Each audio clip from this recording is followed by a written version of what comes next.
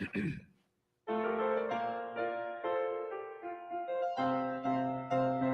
ball is tipped, and there you are. You're running for your life. You're a shooting star. One shining moment is all on the line. One shining moment. That's good.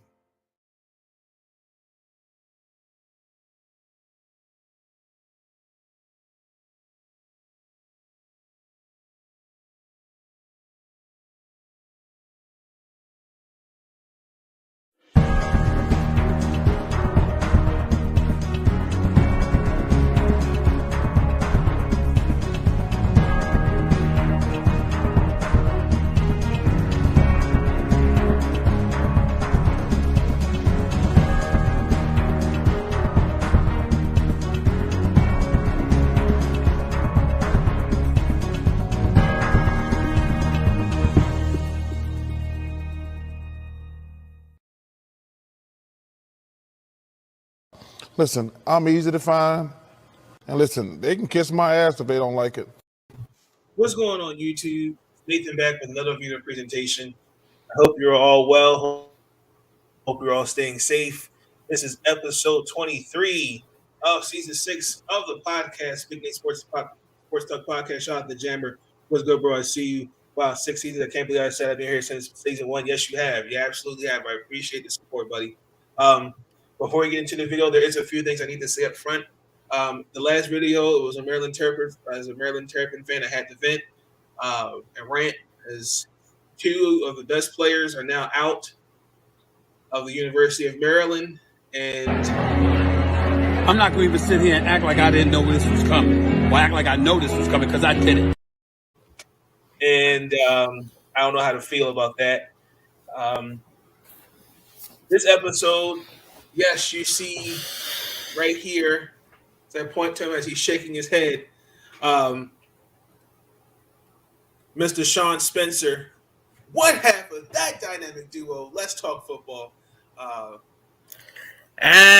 Keep quiet. Nobody wants to hear any of that. All right. No one half of nothing. I've been up all night. I've been to work. This is terrible.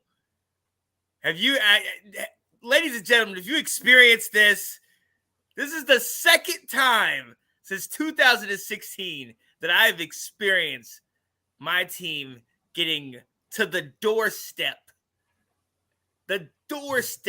of greatness, just to have that door slammed right in front of our faces. Kansas was just winning was just as unexpected as the Bucs winning. No, I don't think it was unexpected. This was Kansas's year after 2020. Same as South Carolina. It was kind of like it was a storybook ending for both of those teams. Shout out to South Carolina Gamecocks, the Lady Gamecocks, and Kansas. So I think this was kind of the revenge tour for both teams. The Bucs, we all knew that Phoenix was the better team. I mean, on paper, they definitely kind of in some ways could outperform Milwaukee, but Milwaukee stayed the course and they played their game. So, yes. Hold on really quick. Sean, continue with your rant. Still rocking this. Ladies and gentlemen, this is hard. This is difficult. I don't know if, like I said before, if you've ever dealt with this. My North Carolina Tar Heels, who I didn't even believe would get to this point, shocked me. They shocked the world. And they got within 3 points, within a couple bad ankles, and one cold night from Mr. Caleb Love away from bringing Hubert Davis in his first year a first title. Some people in North Carolina, the family say, we sent Coach K out and we beat him twice. That's not enough. You don't get to the national championship game and not win it. It's ridiculous. It's ridiculous. It's ridiculous. You're on mute, Nate. Definitely ridiculous. I got the clip for you right here. It's ridiculous. There it is. So there it is. this episode, we're recapping the national championship, ladies and gentlemen. But before I play that, I have to give this guy a shout out, Sean Spencer. Huge North Carolina Tar Heel fan. Did play this video for you. I'll play it for you again, not trying to rub it in your face, buddy. Here is the video after beating Duke and ending the storybook ending of Coach K. 8.2 seconds. One shot. One shot, baby. One shot. Yes! Okay, all right. Play D. No fouls. No fouls.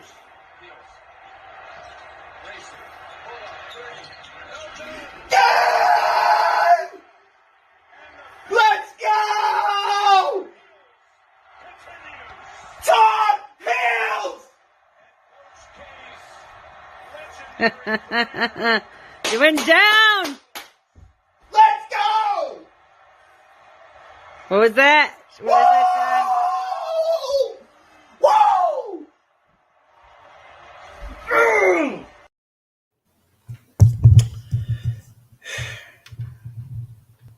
Ladies and gentlemen, the final score for the national championship, 72-69.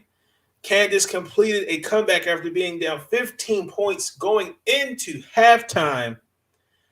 Oh, Sean, what happened, buddy? I mean, in all seriousness, first and foremost, let me give a shout out to the North Carolina Tar Heels. Coach Davis, there was a lot of pressure on him. There were people who felt like he did not deserve the job after replacing Coach Roy Williams. Shout out to Coach Roy. To this team, they took down the number one school, Baylor, and this was to me felt like a Cinderella year for them. I feel like they were the underdogs. I feel like they were not given the proper respect. I'm a fan of Caleb Love, Brady Manick, Armando Bacot. North Carolina had a squad going into this this championship game. I do feel like Louisville, in some aspect, not Louisville, Kansas, excuse me, after beating not beating Villanova, excuse me, not Louisville. I apologize. After beating Villanova, I think Kansas kind of had the same game plan, and I could see early North Carolina taking advantage of that. But Mr. Spencer, I'm going to give you the floor. What happened? Well, first and foremost, I think that we need to call out anybody that thinks that we had a Cinderella season. When you win 17 of your last 20 games, that's not Cinderella. That's playing good basketball. We've had some big losses and some against some poor teams like Pittsburgh and Notre Dame earlier in the year. We lost the ACC in the ACC tournament to Virginia Tech by almost 20. Yes, but we play good basketball, and when Absolutely. we play on time, when we get it done, like we did in this tournament, there you have it. What happened? We ran out of gas.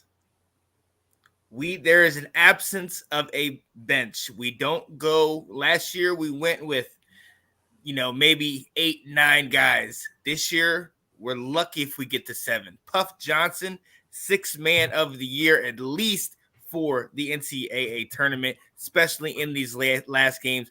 And in this past game, you said it, we were up 40-25. We had a great run, partially because we were stopping the transition. We were stopping McCormick, not necessarily stopping McCormick, but containing him. Yes, but let's be honest, they missed a ton of shots in that first half that helped us to get out in transition and get up ahead. But we've been here before. Baylor, 10 minutes to go. We're up 25 points. Couple things happen. All of a sudden, we're going into overtime. We've been here before. Was I excited? Did I make a call? Yes, I made a call. I said, hey, what's up? Hey, yeah, Puff. You see what he did right before halftime? But Kat can quote me on this. You know what I said to her? I just want it to be over. I don't feel good. We've lived, yes, we're in the lifetime where we've lived through Matt Ryan being up 28-3. We've been in the lifetime where we've dealt with 15 and 20-point comfort behind. The Wizards, our Wizards, how many times this year have we been up 20 plus only to lose the game? Yeah. Go ahead with it. I know you. Relationship with your Oh children. my God.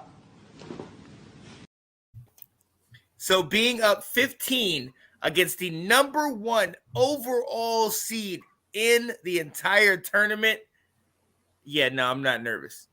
I'm definitely nervous. Why? Because we're not all-star elite American star. We have Baycott, we have Caleb Love, Brady Manick is so underrated, but we don't. These guys aren't top tier guys all the way around like the Kansas. So us being up 40-25 is great. But my thing in the first half, I was mad we didn't score more points. That second half, shout out to Dylan Walsh, who was on the show. He said the first half and the second half, the first 5 minutes, is the most important time in the game. Yes. You need to make runs. And what happened? Kansas came out the locker room, couple quick turnovers, got us in the backcourt. Also made the adjustments. They played that one small. And that was the end of it. Well, and part of the small thing, one of our goals was to get Dave McCormick in foul trouble, and we did that. Mm-hmm. We were able to get him and had 2 fouls, and then in early second half, he had his 3rd foul. You know, Lightfoot had 3 fouls. So we had them in foul trouble early, but having Remy Martin coming in the game. Yep. Who hit a couple of clutch shots. Very true. Let's get that up. Let's get that in. They definitely hit some clutch shots in there. But yeah. I will say for me, what I saw, I for North Carolina, you touched on Puff Johnson. I definitely think that with him next year, if he stays, he's got a bright future in North Carolina.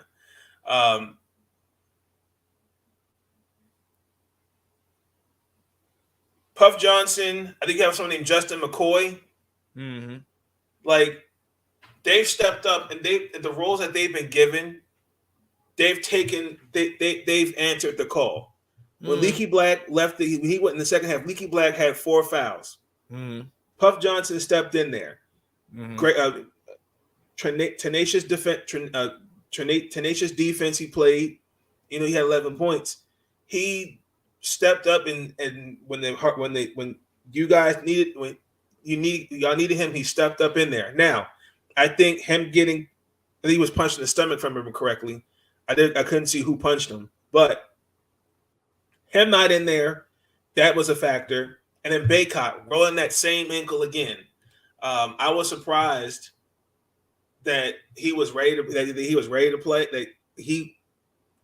I feel like he should have came off the bench, but he doesn't roll his ankle on that play. Those last few seconds are different. If he doesn't roll his ankle, David McCormick gets his 5th foul. They probably get an and 1 or at least 2 shots. Baycott was, I believe, over 75% from the line. He was playing very well. I mean, the game has changed completely. But if you look at the last 3 sequences for North Carolina in the game, they all had something to do with footing. You had that one where he's driving to the hole. You have an outside, you have an inbound pass where they had a screen to Brady Manick in the corner, a cross-court pass. He trips and slips up and falls, and then just can't get up. the stamp. He doesn't have enough strength to get up.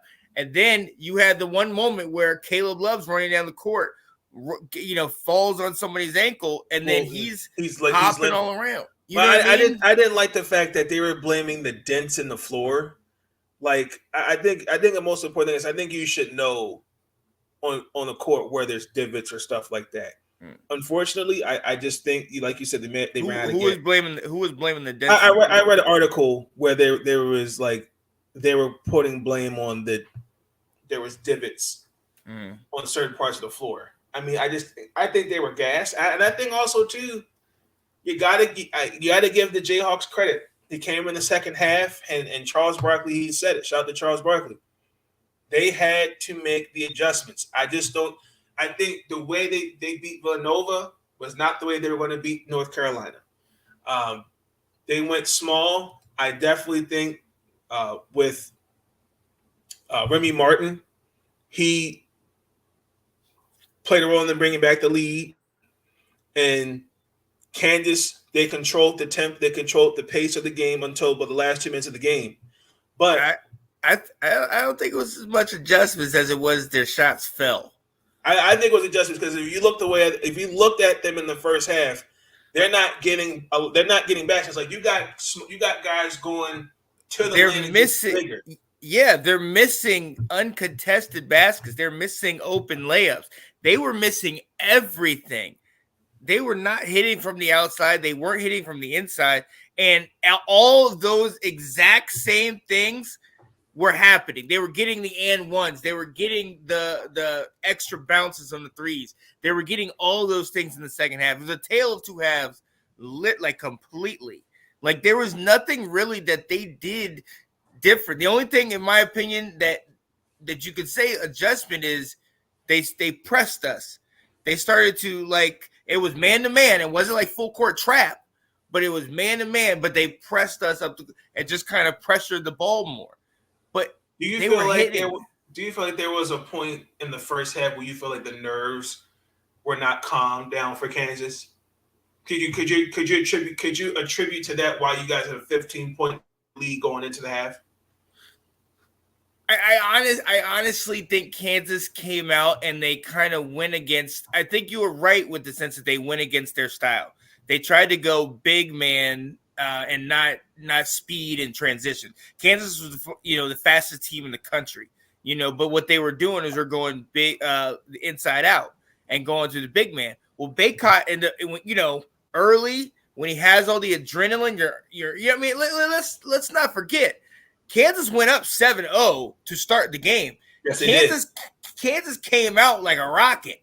They were up on fire. They got the early timeout, and then little by little, Brady Manick, a three ball falls. Then you got Caleb Love coming in here, and they're doing it. Little by little, North Carolina came back. And then Kansas, after they took that first shot, when they did that against Villanova laid flat.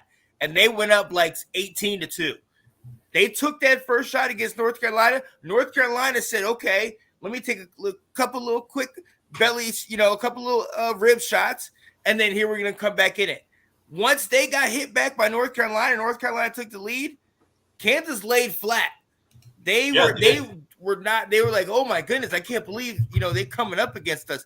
Because let's be honest with you, outside of maybe Providence, maybe Creighton, who really gave Kansas any kind of trouble in the tournament? Well, nobody, because I wasn't expecting Kentucky or these smaller schools like St. Peter's to come out of nowhere and create chaos. I was not expecting that. I mean, but again, why don't we expect that? I mean, obviously you got the blue blood like North Carolina, you got blue blood like Kansas, but when you have this is the era of the one and done. In my opinion, the reason why North Carolina was able to beat Duke, because North Carolina is a team concept. Duke is 5 lottery picks. You know what I mean? It's 5 guys. You talked about Benchero, Griffin, I think. 2 of those guys will definitely be lottery picks and potentially top 5 picks in the coming draft.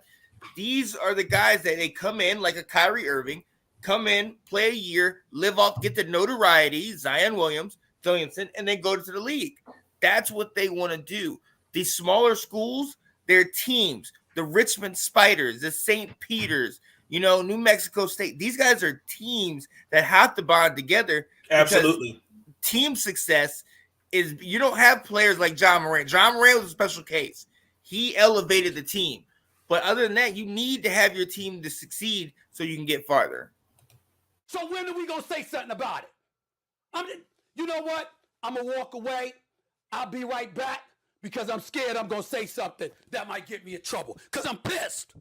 I'm pissed. What he just said, ladies and gentlemen, was 100% right. Mm-hmm. Look at the Jayhawks. Look at the Tar Heels.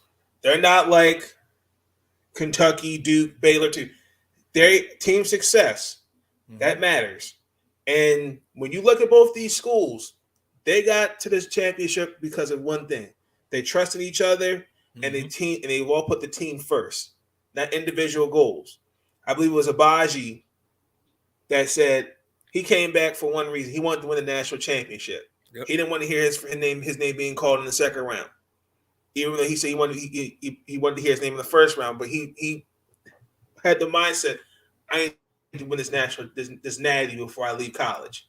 Oh, absolutely. And I will say this, Kansas, I want to give the Jayhawks credit. Even though in the first half, on the offense, on the boards, Baycott in the first half had a double-double. He tied the Admiral, David Robinson, for double-doubles. I mean, even though Brady Manick can play, I think every team should have a Brady Manick type of a player. I mean, even though Baycott was doing most of the dirty work, I got to give Brady Manick some love in there too. They only in those last 6 minutes of the first half, they only allowed Kansas only 3 points and one field goal.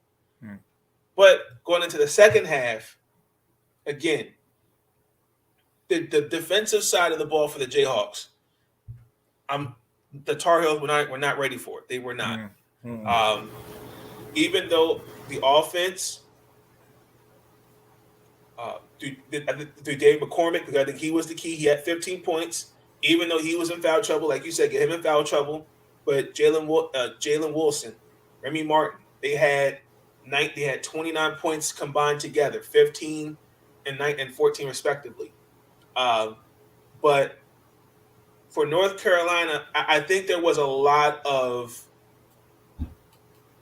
with the defensive pressure.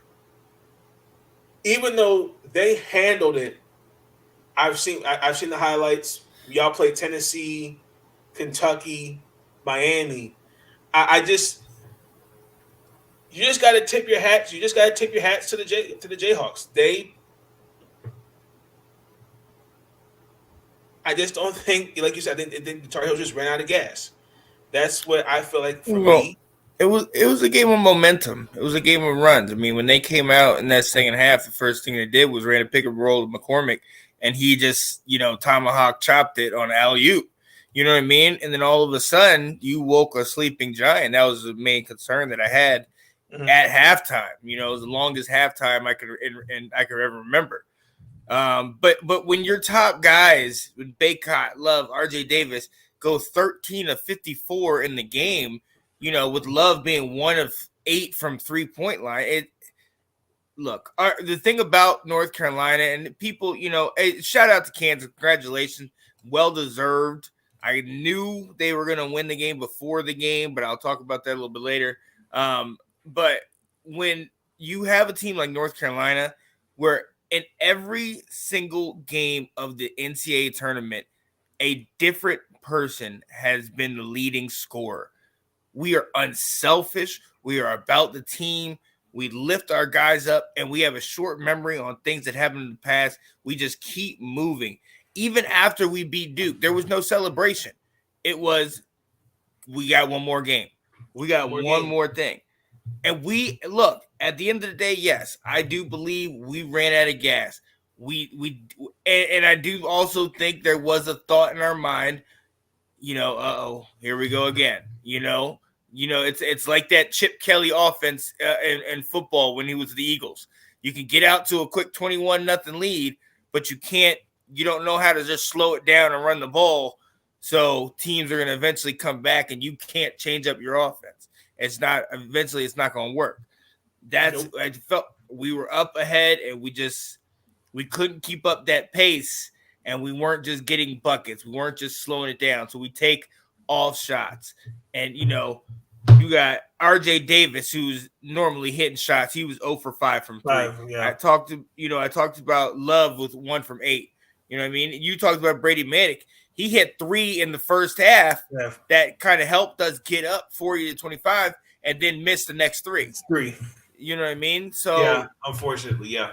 You know. But before because we're going to take a 30-second break, ladies and gentlemen, and then we'll be right back and then after that we're going to kind of go through the last 3 minutes of the game. And we're going to break it down.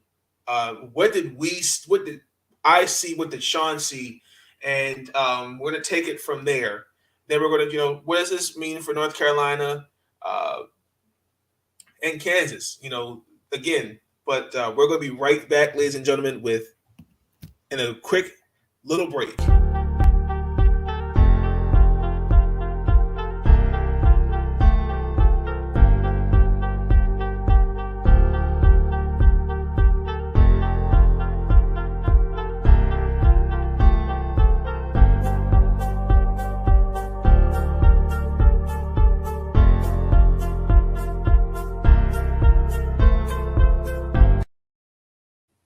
Okay, we are back. This is Big Nate Sports Talk Podcast, Season 6, Episode 23. We are recapping the national championship game, North Carolina versus Kansas. We're going to take the last few minutes. We're going to break down the last couple minutes of the game. And, Sean, I want to get your initial reaction of the game.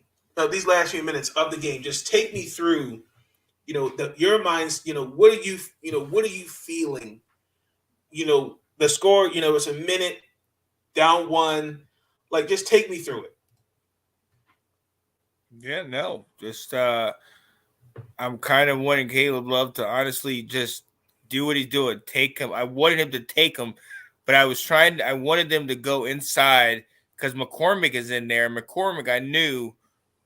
Like, this had just happened. Yeah, McCormick we had just stopped him, and then we had given him the second chance opportunity. So when Love drove in there, I was trying to get Love to go right at McCormick. And I wanted him to give it to Baycott and go right, and that's when the injury happened. What he was doing is exactly what I wanted him to do. I wanted him to drive right in at McCormick, but if you look, there's a couple plays before, he had driven into McCormick, and he'd almost launched himself at McCormick to try to get the foul. And in this situation, he was doing it similar. He was trying to lean on McCormick, and I think that's why he kind of his momentum. Yeah, his momentum was off because he was trying to get that foul. He was, So at that point, though, And shout out to Kansas that they didn't go after. They could have easily scored, and that would have definitely ended it right there. But and that's what right there. And I wanted to bring that point up. Right, that unfortunately, I hope Armando is okay. Hope he's all right. I hate to see that happening, but it's a 4-on-5. My question is, why did he not attack? It kind of just seemed like. I can understand his thought process. I think that's Jalen Wilson. I can understand his process of, okay, let's try to milk clock. Let's not take I don't want to take a crazy shot. I can understand that. But it's 4-on-5 basketball. Get a quick bucket. I just felt like there was a miscommunication. What you're not trying to say is kind of what's coming off, because at the end of the day, that's I mean, I get the competition of the whole situation, but let's be honest. If everything goes the way it should have, McCormick fouls out, or at the very least, he gets up there and scores. He is their whole team. Like, it was a classy move. Yes, Yeah. there are some people that are gonna be like, oh yeah, they keep playing, yeah, kill it, stick the dagger in. Yeah, I get that, and that's fine.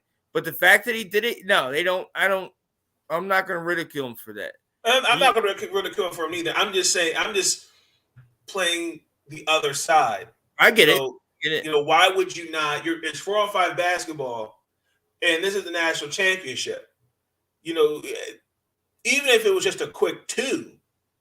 But it's different if they lose the national championship. If that was one of the reasons why they lose, then it's like, why would you do it? Why would you do that? But I mean, and that's something that I think is kind of messed up about the game anyway. When you have a guy that obviously hurts himself like that and he falls down, like it goes down like that, I think there needs to be some stoppage of play.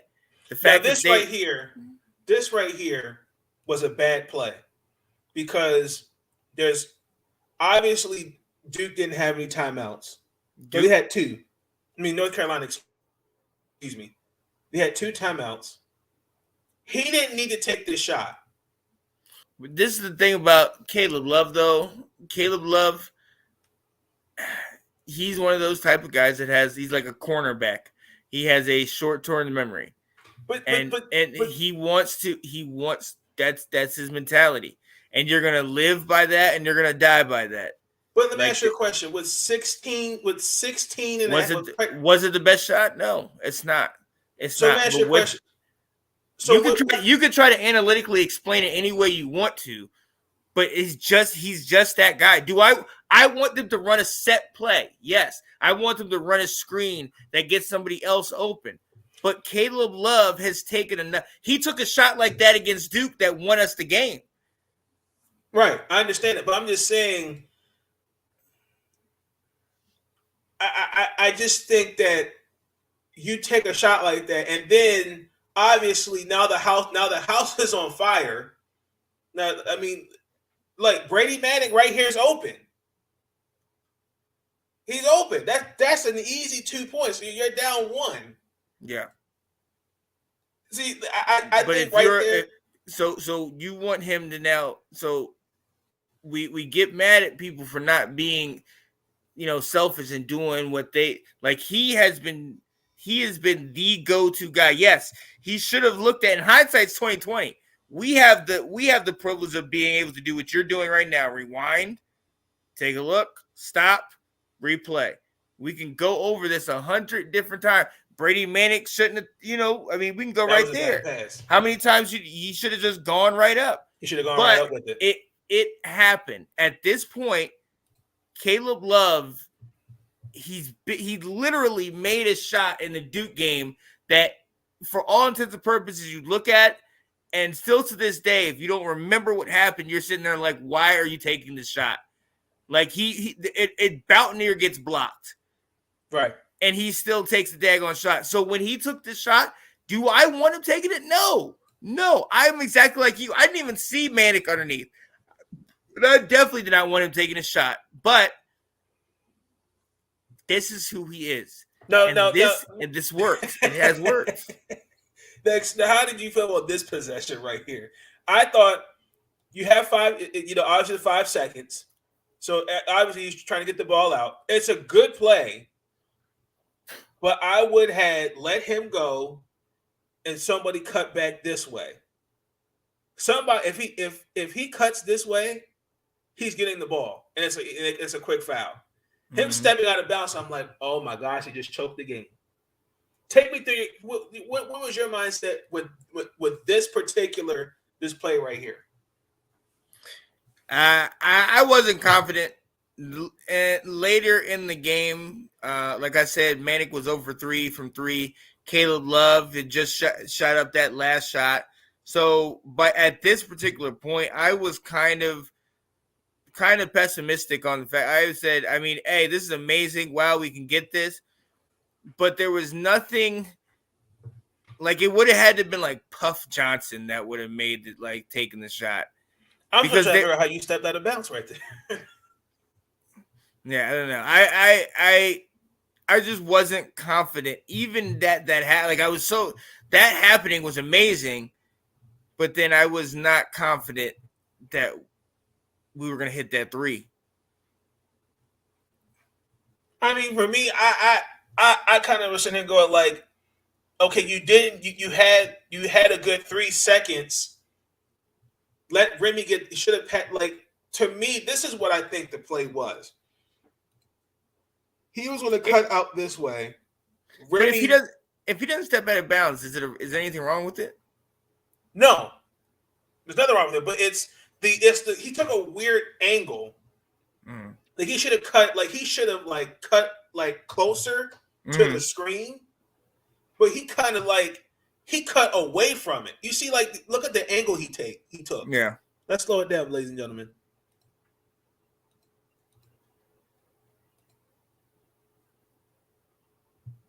Right here. See, that's a wide angle, and the screen hasn't hit. So right there, that's kind of a broken play.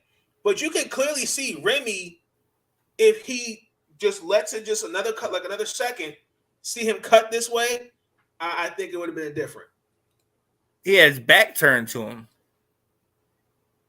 No, I'm talking about if he had let. If he wouldn't have passed it to the first guy. First guy, let Remy come this way. Yeah. Cause I think that was to me the play, but I think because he cut so fast, McCormick just took advantage of it. But maybe that's why he took the wide cut so that Remy's cut could work, and the guy just passed it to him first. That's what I was thinking too. And obviously they were taking a hot minute to look at it. And you take me through this, because for me, I'm thinking like, okay, they're going to probably take a quick 2 and foul, or they're going to take the 3. They're going to try to take it into overtime. But take me through it. Well, I know it was a what 3. Is your process? I knew it was a 3 all day. I mean, I thought unless they fouled us first. Who did you want who did you want the ball? You wanted it in Caleb Love's hands? No, I wasn't confident. I told you that. I was not confident coming in earlier. Any other game, I would have been a lot more confident. And you see that right there. So that was the play. The play was for them to do a screen for Brady Manick to hit the corner. They were going to throw a cross-court pass to Brady Manick, and he was either going to take the shot, or there was another screen for Caleb Love coming up top, and they were going to give it to him to take the shot. When Brady Manick fell, that blew up the entire play. So then they had to throw the off-balance pass and then the off-balance shot, and things just didn't work out. But even before that, Brady Manick and both these guys in every other game had played out of their mind. Yes. In this game, especially late, things like this were happening. I mean, this happened. I talked to you about the Caleb Love injury and the Baycott injury. Yes. Turning ankles, slipping on things. I listened to the press conference. I didn't hear anything about divots, but I did notice that they were wiping down the floor a lot during the game. So that, I mean, I'm not going to use that as the excuse to why. I mean, we lost this game because we were ahead, and we allowed them to get back in at X, Y, and Z. But that things just it sometimes just happens this way, man. To me, I don't know if right here where Brady he cuts something right there. He tripped over his own guy. He sets the screen. See, has he tripped? Yeah. But he's something like I don't know, like he's like you could tell he's grimacing. Oh, he's some exhausted. Kind of pain. Oh yeah, well, I mean, you said it at the outset of the show. He's exhausted. These guys are all exhausted. I mean, you guys sit here and look at it. Baycott played 38 minutes. Manick 36. RJ 40 minutes. Puff Johnson, who we know got hit in the stomach, he threw up, on the court. I mean, the dude played big time minutes. He played almost 20 minutes, and the dude normally plays 2. Yes. You know what I mean? So there's So guys that you don't expect to get to play those kind of big right, minutes. and it's only a select few that are getting in there. And I mean, I gotta shout out Coach Hubert Davis, who was trying to get a couple guys in there we didn't even know. He got what was his name, Skiles or whatever. He got him in there. McCoy was in there. He got a couple other guys in there to kind of give his guys minutes. Some breather, the breather, yeah. And Manic, give those guys some minutes because it was necessary. And I mean, the way he played it was great. But even Kat was saying right before halftime, we were up 40-25, and she was just saying Baycott is struggling to even run up the court. He was almost walking up court. He said he's too tired. He said he needs a break at halftime, but he's too tired. And if it gets to the point, you could tell he was really trying to not put so much pressure on that ankle too. Well, yeah, I mean the adrenaline was pumping to the point where even in the post game presser, he was like, I really wasn't feeling the ankle until I felt it. Until that one major thing, then it was like, and he was like, honestly, I thought I had him. He said if I would have planted it, but he said he didn't even think about it. He just went on his I think it was his left or his right when he intended to go on the other one. You know what I mean? And it was again, that's the way the cookie crumbles, but he did what he needed to do. He had set that play up. That's what they wanted to do. Dude, I want Caleb to take that last shot in that situation. To say no, it would be a lie. I mean, yes, I would love for Brady Manick to, but they were shutting down Brady Manick later in that second half. Yep. Caleb is that guy. He's the guy that you're going to be like, all right, if he's going to do it, he's going to do it. But the problem is, like the Walshes were saying the other night, Caleb Love is either your 30-point man or he's 1 from 30. You know what I mean? It's Dr. Jekyll, Mr. Hyde with that. It's one or the other, and that's just what it is until he gets more consistent in those type of situations. It's funny when I watched the second half.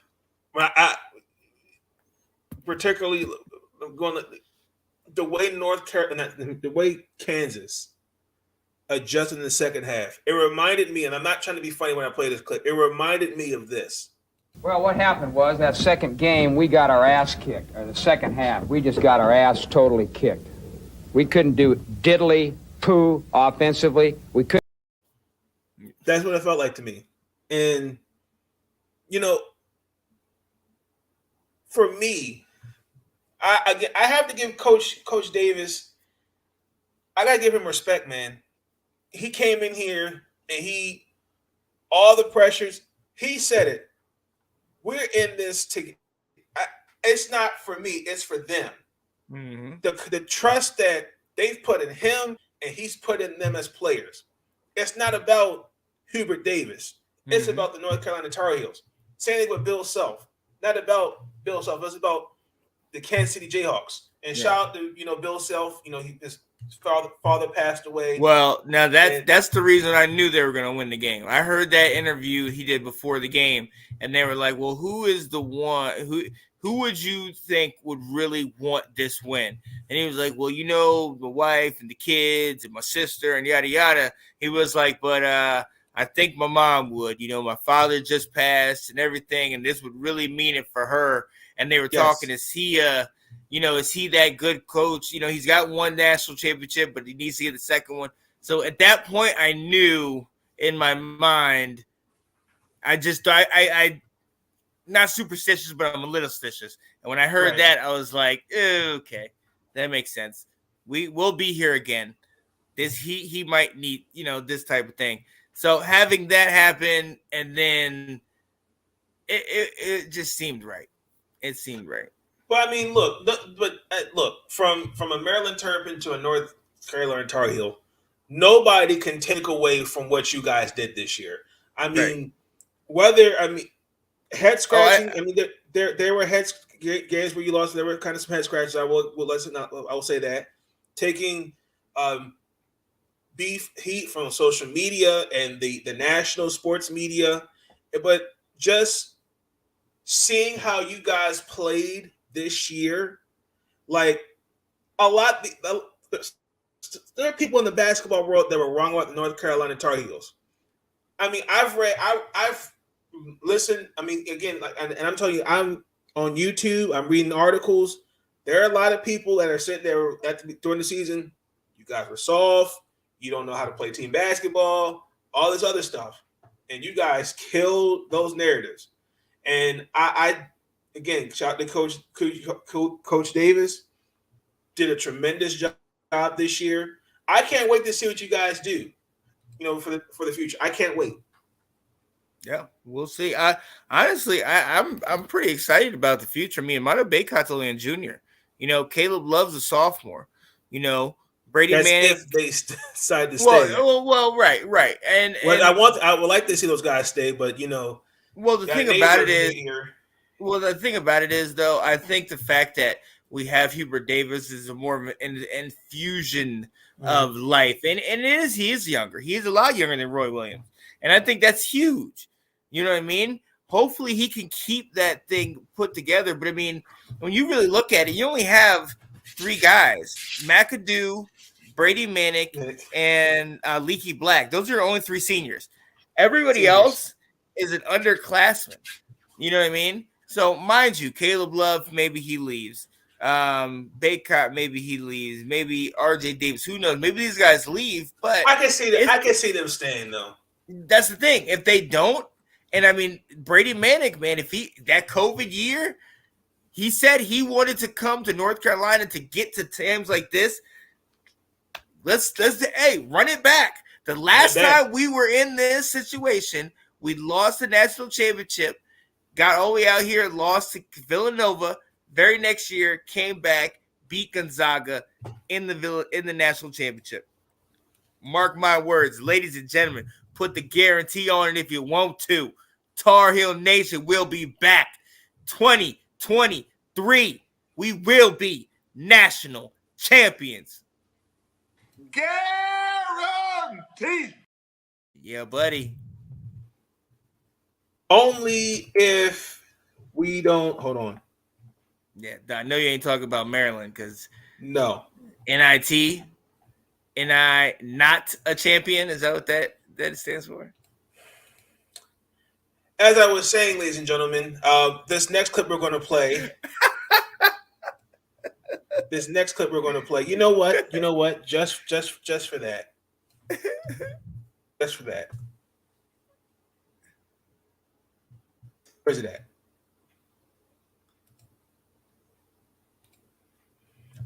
There's a clip, ladies and gentlemen. I'm not going to play it because I don't want to get copyrighted. But there's another. It was a clip of Charles Barkley. They're inside the NBA crew. Shout out to Kenny Smith. Kenny Smith.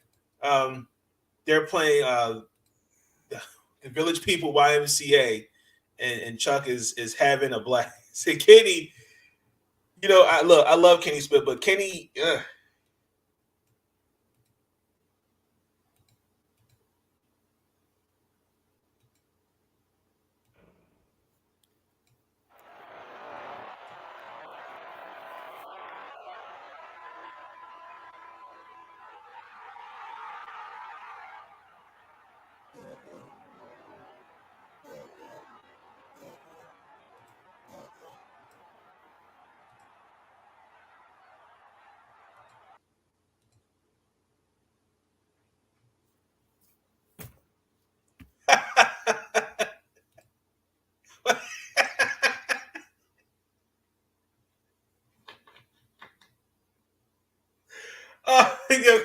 Sean, come back on the show, man.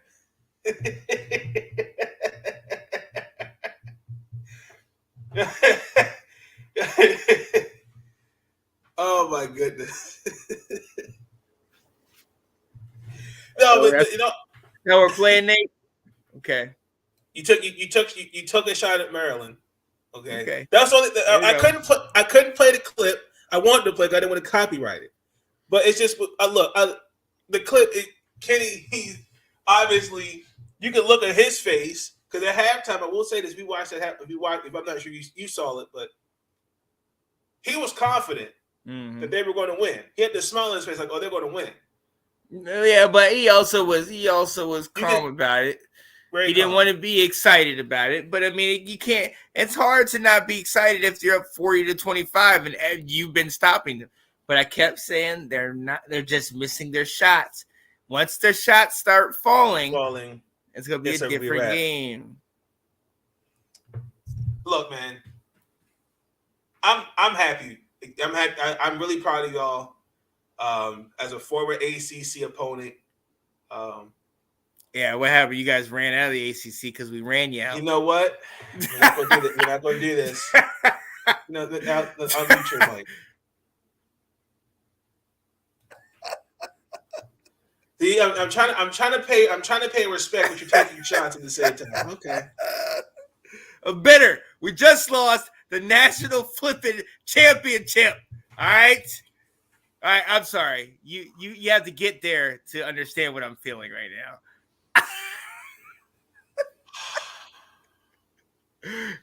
Come on, man. I got another year so I can talk college basketball again, man. Really quick, I want to give a shout out to the Baltimore Elite. Oh, wow. As we were we participated in the Let's Talk March Madness bracket. Oh. And your boy did you win it? First place. Oh my goodness. Yes. Who'd you have in the you had all the who'd you have in the finals? Kansas. Yeah, Kansas playing who? Duke? I had them playing. Hold on. It wasn't Duke. And my whole bracket was messed up after St. Peter's beat Kentucky and you guys beat Baylor. I had Kansas and Gonzaga. I had Kansas, but I had them losing. I had Gonzaga, Baylor. I had all four number one seeds in the Final Four. But Arkansas had different plans. North Carolina. I'm sorry. You guys had different plans. Yeah, it was a mess. I had Kansas in there. I also, too, came in first place for the ladies bracket, too, because it was just you, myself, Delilah, and there was somebody else.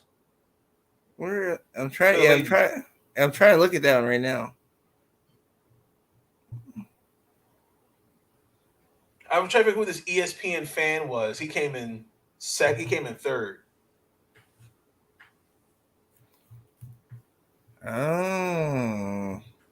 Yeah, I came in fourth. Womp womp. Sydney came in sixth. The Charm City Go-Go's. That was me. Oh, Cameron didn't even play it.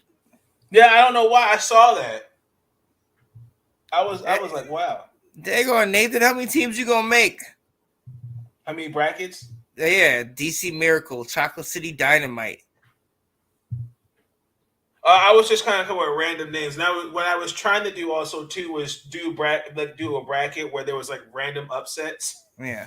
And like the one I did for the ladies, that one definitely came to bite me there. There was like one bracket for ladies that had 9% correct. Yeah. But I like that. You know, ladies and gentlemen, you know, this has been a great March Madness. Congratulations to the South Carolina Lady Gamecocks. Shout out to Dawn Staley in the basketball program at South Carolina. Shout out to Bill Self, the Kansas City Jayhawks. This was Kansas. What did I say? Kansas. You said Kansas City. Kansas. Thank you. I apologize. I did want to point this out, and it was kind of ironic, and I couldn't believe it.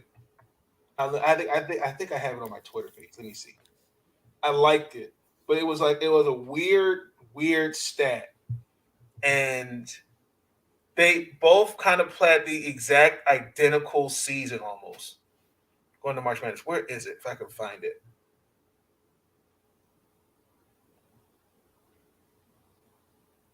I'm looking for it right now.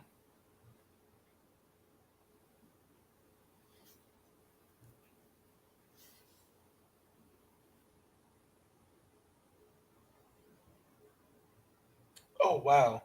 Don't have – wait, okay, hold on. But yeah, I mean, it was like they played the exact like the seeds that they've played and the season they both played to get to the national championship. It was almost kind of identical. Mm. So, I mean, I think these two teams should have won in 2020, but there were different plans for them, unfortunately. But this is a story of hard work, determination, and just putting team success first. And tip your hat off to both teams. It was a great March Madness. I can't wait for next year. I know for a fact that with this transfer portal, man. Skip. Good Lord, thank the good Lord I am on FCC Airwaves. I thank the good Lord. It's hard to take, man. I don't understand it. I don't understand how these dudes put themselves in this situation. I truly do not understand it. That's the kindest way I can put it. I think to go any further than that, Skip, I might lose it. I ain't gonna lie. Okay. I'm just not gonna lie to you. Well, let me pick up the ball and try to not run with it, but walk with it. I hate the transfer portal so much. I really do. But I have to really wake. I really have to wake up a little tomorrow morning and realize that Angel Reese and Ashley Owasu will not be in will not be with the Maryland Terrapins next year. Mm-hmm. Both of them. Wow. Are they going to the league or are they transferring? They're transferring. Oh, interesting. You didn't see the video?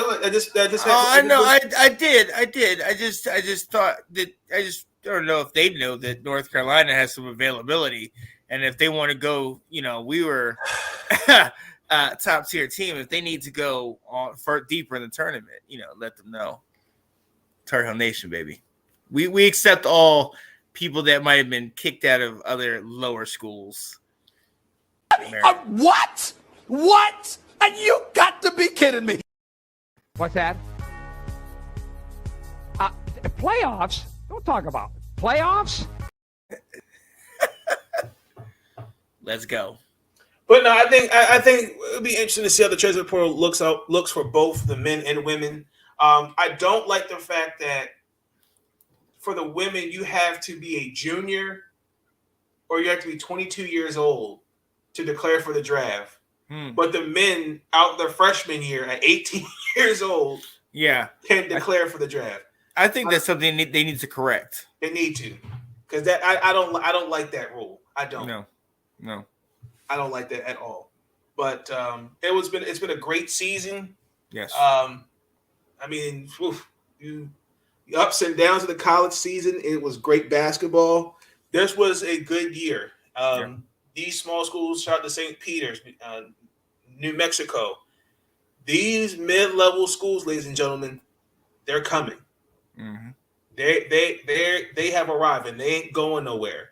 The Kentuckys of the world, these elite power schools.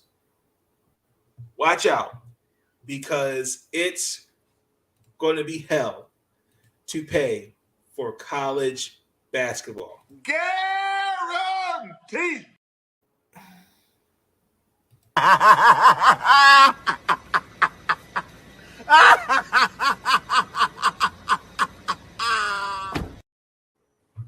Wow.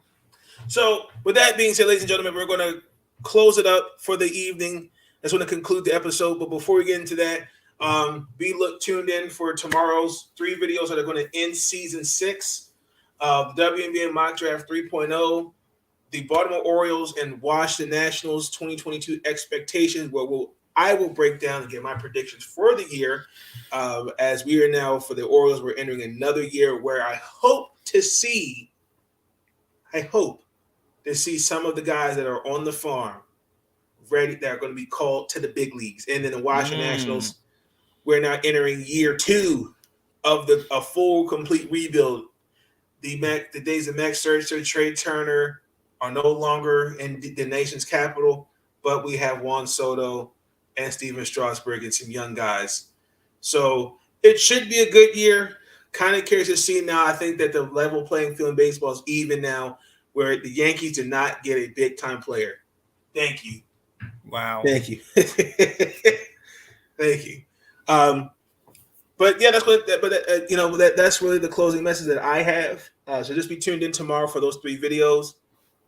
That's going to end. That's going to end season 6. Season 7. It's going to start off myself and Sean Spencer. We get off the NFL. We're going next week. We're going to do the NFL mock draft 2.0.